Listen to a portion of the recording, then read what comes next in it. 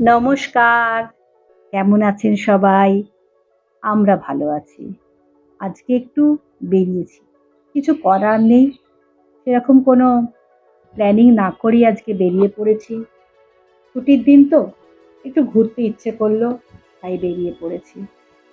আজকে আমরা যে জায়গা দিয়ে যাচ্ছি, আজ থেকে ৫০-৬০ বছর আগে এই জায়গাটা দিয়ে মানুষ সেরকম বসবাসযোগ্য ছিল না। রাস্তাঘাট তো দূরেই।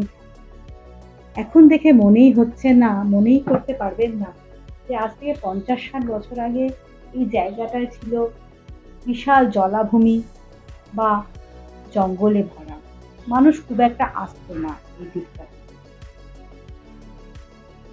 এদিকটায় ছিল চাষের জমি, মানুষ চাষবাস করত। দিঘি ছিল, পুকুর ছিল, সেখানে মাছের চাষ করত।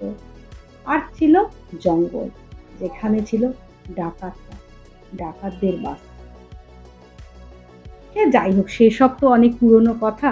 সেসব আর এখন তো বলে কোনো লাভ নেই। এখন যে বিষয়টা নিয়ে আমি বলছি সেটা হচ্ছে যে ব্রিটিশরা কলকাতাটা গোড়াপত্তন করলো, কলকাতা শহরে গোড়াপত্তন করলো। সেইটা হচ্ছে ৩ টে গ্রাম নিয়ে, যেটা বর্তমানে উত্তর কলকাতা নামে পরিচিত। এইবারে বিভিন্ন রকম সুবিধার কারণে কলকাতায় যখন অনেক বসতি হয়ে গেল, তখন প্রয়োজন পড়ল কলকাতা শহরটাকে একটু তার পরিধি বিস্তার করতে। কারণ মানুষকে তো বাসযোগ্য জায়গা দিতে হবে, তার সাথে তার প্রয়োজনীয় যে জিনিসপত্র, স্কুল, কলেজ, অফিস, আদালত, গাড়ি, রাস্তা, এগুলো তো সবটাই দিতে হবে। তাই তারপরে কলকাতাকে দক্ষিণের দিকে বিস্তৃত করা হলো, যেটা আজকে এখন দক্ষিণ কলকাতা নামে পরিচিত।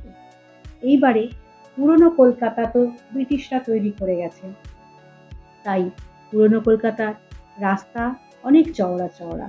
তবে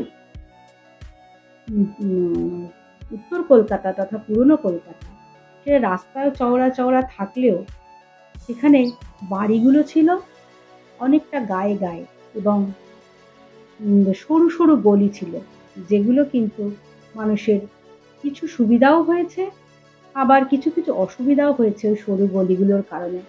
কারণ সরু গলি দিয়ে চলাচলে তো একটু অসুবিধা হয়েই থাকে।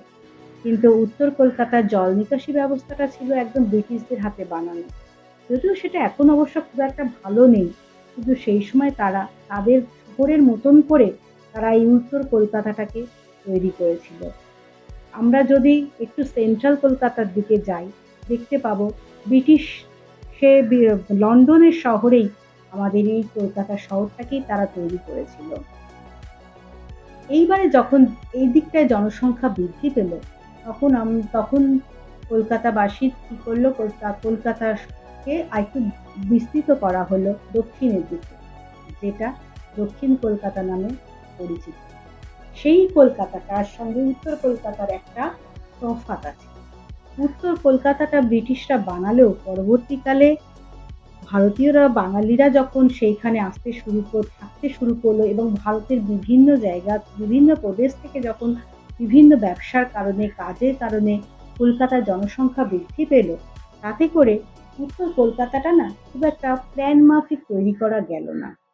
কিন্তু দক্ষিণ কলকাতা যখন তৈরি করা হলো, তখন পুরো প্ল্যান মাফিক তৈরি করা হলো, এবং তাতে করে মানুষের সুবিধাটা আরো বেড়ে গেল।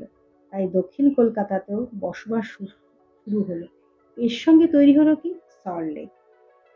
সল্টলেকটাও ছিল একদম ফাঁকা, কিন্তু প্রয়োজনের তাগিদে সল্টলেক সিটিও তৈরি হলো।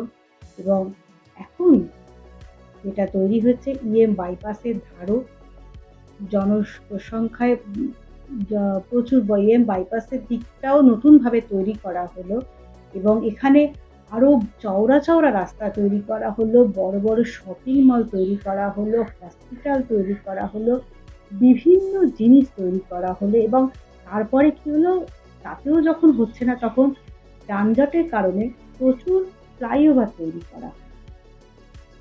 আমার এই গল্পটা আপনাদের কি খুব একটা বোর করছে? যদি বোর করে থাকে, তাহলে বোর করে থাকে তাহলে একটু সাবস্ক্রাইব করে দেবেন। আর যদি না বোর করে থাকে তাহলে একটু লাইক, কমেন্ট, শেয়ার করে দেবেন। তাহলেই হবে। সে যাই হোক। কলকাতার জনসংখ্যা যেরকম বেড়েছে সেরকম রাস্তাও তৈরি হয়েছে, ফ্লাইওভার তৈরি হয়েছে। এইভাবেই চলছে, এইভাবেই একটা শহর ছোট থেকে আস্তে আস্তে বড় হয়, সুযোগ সুবিধা বাড়ে। যেমন ব্রিটিশ আমলে ট্রাম ছিল কলকাতায় এবং ব্রিটিশরা চলে যাওয়ার দীর্ঘদিন পর্যন্ত ট্রাম কিন্তু কলকাতায় চলেছে। কিন্তু ট্রামের গতি কম থাকায় কলকাতায় খুব যানজট হচ্ছিল। তাই ট্রামটাকে রিসেন্টলি তুলে দেওয়া হলো। কিন্তু দেখ ভালোই লাগতো, ট্রামটা চড়তে কিন্তু ভালোই লাগতো। কিন্তু এই স্পিডের যুগে তো স্লো জিনিসকে কেউ অ্যাকসেপ্ট করে না। তাই ট্রামটা উঠেই গেল। আগে ছিল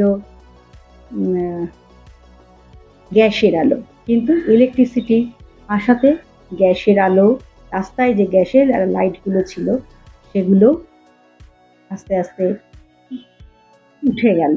মানুষ সবসময় তো আধুনিকতাকেই অ্যাকসেপ্ট করে। এই নিয়েই চলল আজকের এই গল্পের অনুষ্ঠান। আজ তাহলে এই পর্যন্ত। টাটা।